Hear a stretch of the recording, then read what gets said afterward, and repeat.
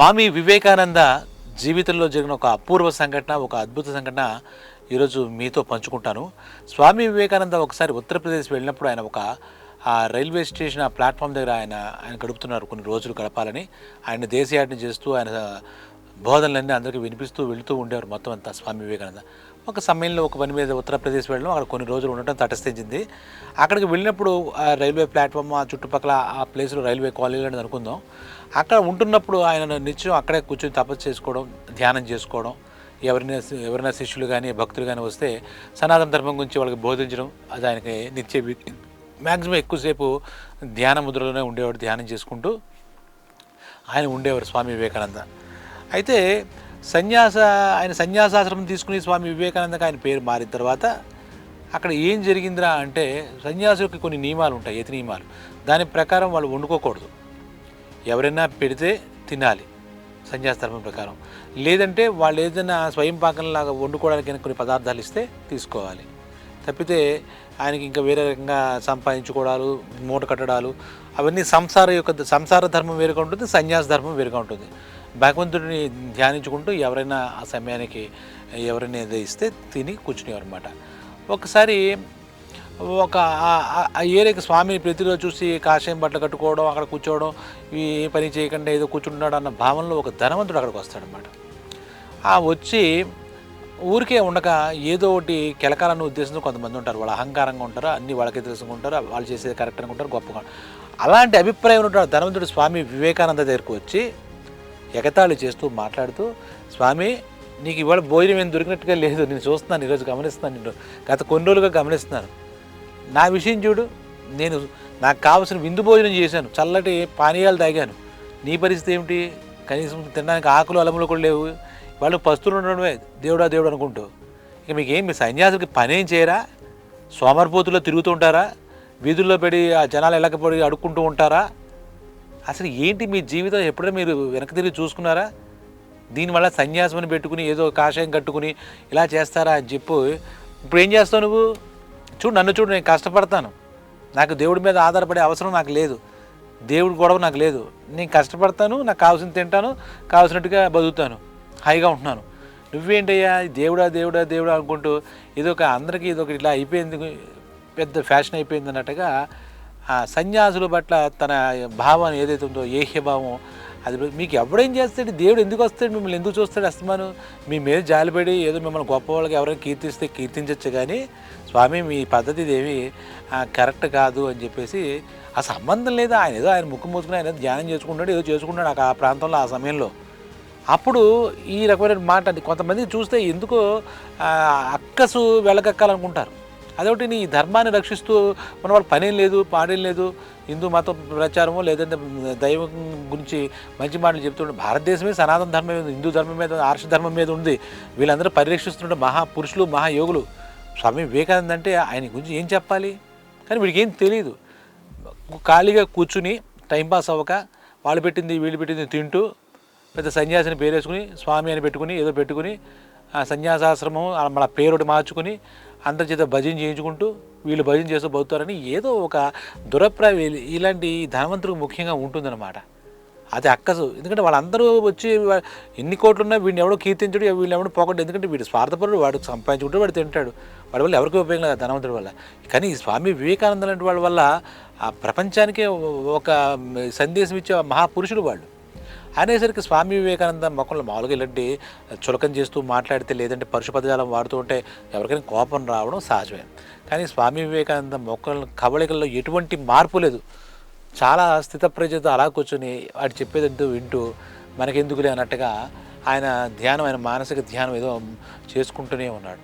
ఈ స్వామి ఇంకా వింటున్నాడు కదా, మాట్లాడలేదు అని చెప్పేసి ఎవడైతే ఈ పిచ్చి మాటలు మాట్లాడుతుండో ధనవంతుడు చెలరైపోతున్నాడు అనమాట. సరే, ఆ సమయంలో ఒక అద్భుతం జరిగింది. ఇదే మనకి ఇవాళ ముఖ్యమైన ఘట్టంగా చెప్పాలన్నమాట.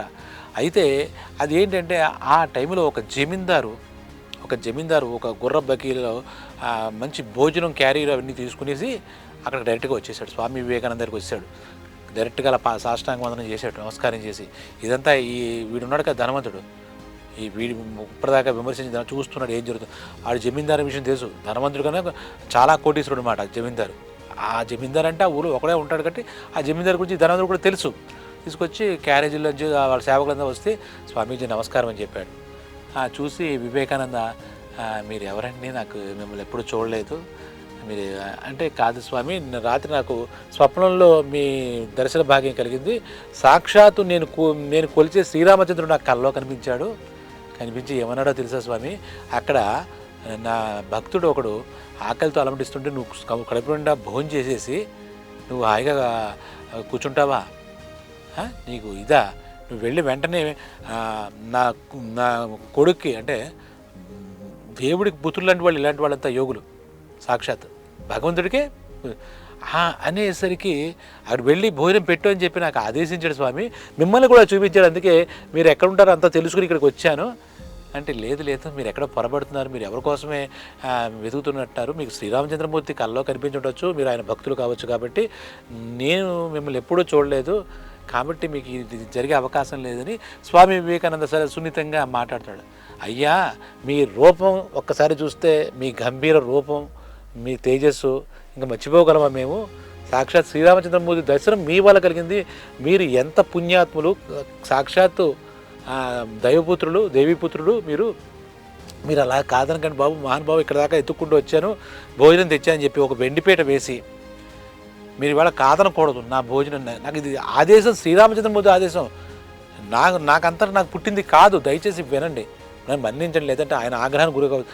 నేను ఎప్పటి నుంచి కొలుస్తున్న ఆ శ్రీరామచంద్రమూర్తి దర్శనం మీ వల్ల కలిగింది, ఇంకా మీరు ఎంత ధన్యజీవులు మీరు స్వామి, మీరు ఇంత ముందాక నాకు తెలియనిపోవడం నిజం, కానీ శ్రీరామచంద్రమూర్తి చెప్పిన తర్వాత కూడా నేను ఇంకా భ్రమల్లో నేనేమి లేనండి, నేను భ్రమల్లో లేను, మీరు దేవీపుత్రుడు సాక్షాత్తు, మీరు ఇంకేం నేను చెప్పను, మీరు రామచంద్రమూర్తికి స్వయాన మీరు పుత్రుడు కాబట్టి అంత వాత్సల్యంతో నన్ను పంపించమని నాకు ఆదేశించాడు స్వామి అని అక్కడ పెట్టి ఒక మంచి ఆకు వేసి ఆ తెచ్చిన తినుబండారాలతో మొత్తం అంతా, స్వామి మీరు తింటేనే నాకు ఆనందం, నా ప్రభు అయిన రామచంద్రమూర్తి గారికి ఆనందం, శ్రీరామచంద్రుడికి ఆనందం అని చెప్పి కొసరు వడ్డిస్తూ, ఈ తాగండి కాస్త ఈ పళ్ళరసం, ఈ తేనె అని చెప్పి, వద్దయ్యా బాబు నాకు చాలేదు, నాకు ఇంతకన్నా అక్కలేదన్నా, లేదండి మీకు పెట్టుకుంటే సాక్షాత్ ఆయనకి పెట్టుకున్నట్టే నైవేద్యం అని చెప్పి ఇదంతా చూశాడు. ఇక్కడ ఈ పక్కన ఎంతముందు పిచ్చి ప్రాలాపనలు చేశాడు కదా, సన్యాసుల పట్ల, సాధువుల పట్ల చాలా తప్పుడు మాటలు మాట్లాడాడు, పరుష పదజాలతో ఉన్న ధనవంతుడు వెంటనే చూసి ఆ భోజనం చేసి, మీ ఆశీస్సులు మా మీద ఉండాలి, మీలాంటి పురుషుల వల్ల ఈ భారతదేశం ఇలా ఉంది,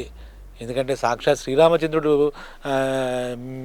మీ గురించి చూసి చెప్పాడంటే ఇంకెంతకన్నా ఏంటండి, మీ వల్ల నాకు శ్రీరామచంద్రమూర్తి దర్శనమైంది కల్లో మీ దర్శనమైంది, లేదా మేము కల అని ఆ జమీందార్ అనేసేసి ఆ భోజనం అది పెట్టేసేసి ఆయన పాదాలకు నమస్కారం చేసుకుని, ఆయన దూరంగా ఎదురుకి పాదాలు ముట్టుకోరు కాబట్టి నమస్కారం చేసుకుని, నేను వెళ్ళొస్తాను స్వామి, మీరు ఎంత అదృష్టవంతులు, శ్రీరామచంద్రమూర్తి గారు మీ గురించి చెప్పారు, నేను మర్చిపోలేస్తున్నాను, మీ ఆశలు మా మీద ఉండాలని చెప్పి వెళ్ళిపోయాడు.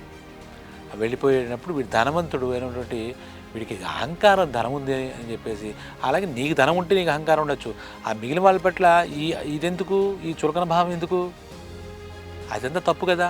అప్పుడు వెంటనే ఈ సంఘటన చూసి, నేను నీకు ఎవడన్నం పెడతాడు అని అడిగాను, అలాంటిది దేవుడే, సాక్షాత్ శ్రీరామచంద్రుడే ఈ సాధువుకి, ఈ స్వామికి భోజనం పంపించాడు, దేవుడే భోజనం పంపించాడా, ఇందులో అబద్ధమే లేదు, కట్టుకథం లేదు, నా కళ్ళతో చూశాను అని ధనవంతుడిలో అనవసరంగా ఇటువంటి మహానుభావుడిని, మహాపురుషుడిని నేను మాట్లాడినాను నా తప్పుకి, అది కూడా అకారణంగా నా నోరు ఏమైంది, ఇలా మాట్లాడింది, వాళ్ళ నా మానాన్ని నేను బతకచ్చు కదా, వాళ్ళ పట్ల నాకు ఎందుకు ఇలా, అంటే ఆయన పట్ల ఎందుకు ఇలా నేను అక్కసు వెళ్ళగక్కని పశ్చాత్తాపడి వెంటనే స్వామి వివేకానంద కాలమే పడ్డాడు ఈ ధనవంతుడు.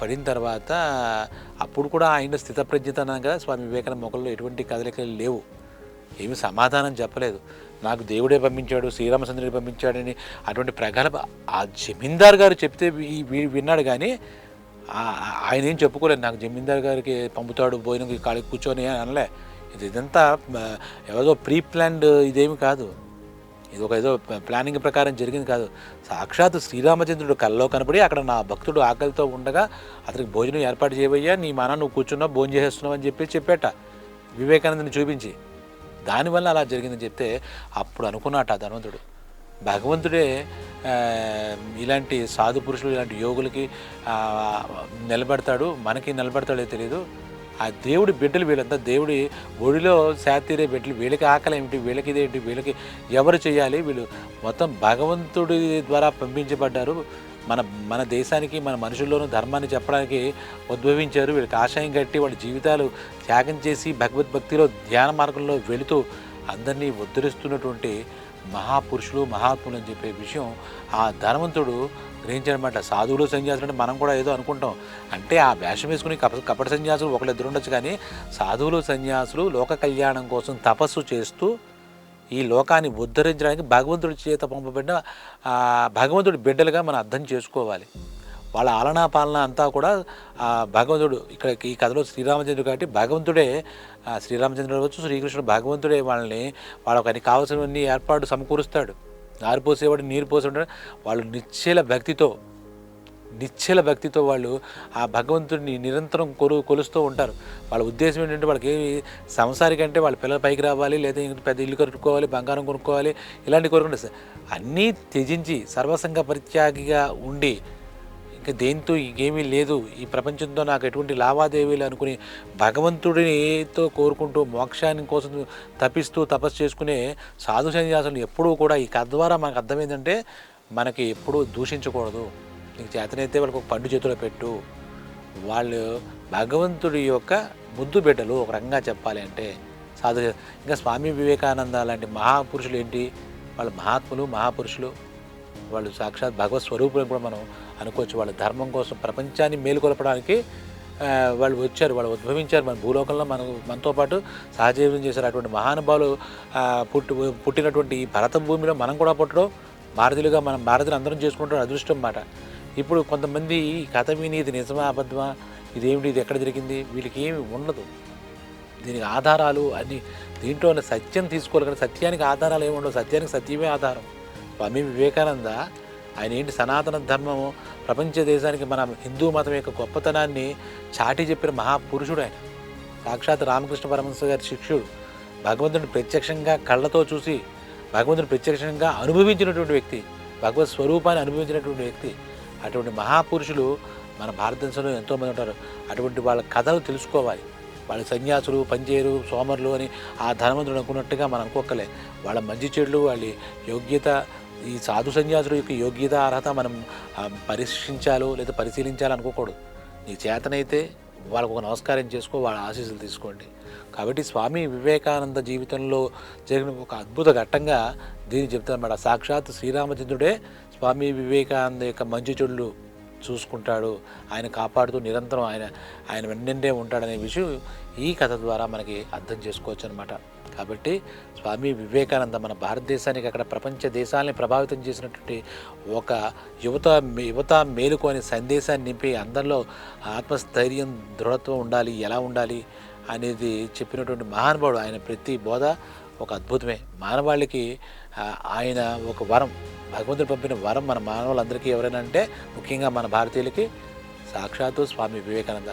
ఆయన యొక్క మహత్యాలు అందామా, ఆయన చేసినటువంటి మానవాళికి చేసిన సేవలు అందామా, ఆయన బోధించిన బోధనలు అందామా, అవన్నీ మనం విని తరిద్దాం, ఆచరిద్దాం.